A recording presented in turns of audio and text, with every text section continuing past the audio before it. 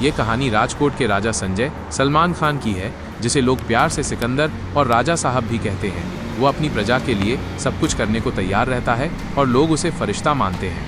कहानी की शुरुआत तब होती है जब मंत्री प्रधान सत्यराज का बिगड़ैल बेटा अर्जुन प्रधान फ्लाइट में एक महिला के साथ बदतमीजी करने की कोशिश करता है। तभी संजय वहां पहुंचकर उस महिला को बचाता है और अर्जुन को उसके पैरों पर गिरकर माफी मांगने के लिए मजबूर कर देता है। इस घटना के बाद मंत्री प्रधान संजय से बदला लेने की ठान लेता है। वो हरियाणा के एक एनकाउंटर स्पेशलिस्ट पुलिस ऑफिसर प्रकाश किशोर को संजय को गिरफ्तार करने और मारने का आदेश देता है। जब प्रकाश राजकोट पहुंचता है तो उसे पता चलता है कि संजय राजकोट का आखिरी राजा है और लोग उसे बहुत प्यार और सम्मान देते हैं। उसे संजय की पत्नी साईश्री रश्मिका मंदाना के बारे में भी पता चलता है, जो एक दयालु महिला है और हमेशा अपने पति को हर खतरे से बचाती है। राजा होने की जिम्मेदारियों के कारण संजय साईश्री को ज्यादा समय नहीं दे पाता, लेकिन वो उससे बहुत प्यार करता है। अपनी पहली मुलाकात की सालगिरह मनाने के बाद साईश्री को पता चलता है कि वो गर्भवती है। वो संजय को ये खुशखबरी बताने जाती है, लेकिन तभी उनके महल में एक कर्मचारी आता है और बताता है कि उसने अनजाने में संजय की खदानों से बारूद एक ऐसे आदमी को बेच दिया है जो पंजाब बम धमाकों के पीछे था। उधर प्रकाश एक योजना बनाता है कि अगर उस कर्मचारी को मार दिया जाए तो संजय शक के घेरे में आ जाएगा।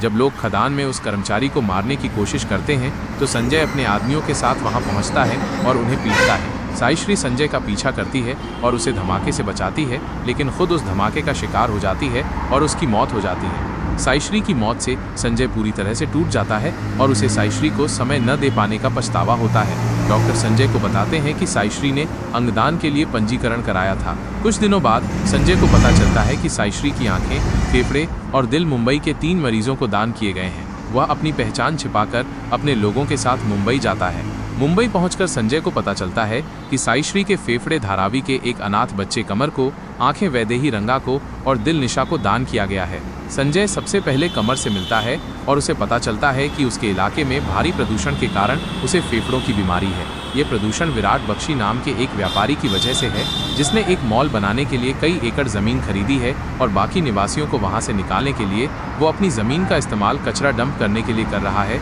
जिससे वहां रहने की स्थिति और खराब हो गई है।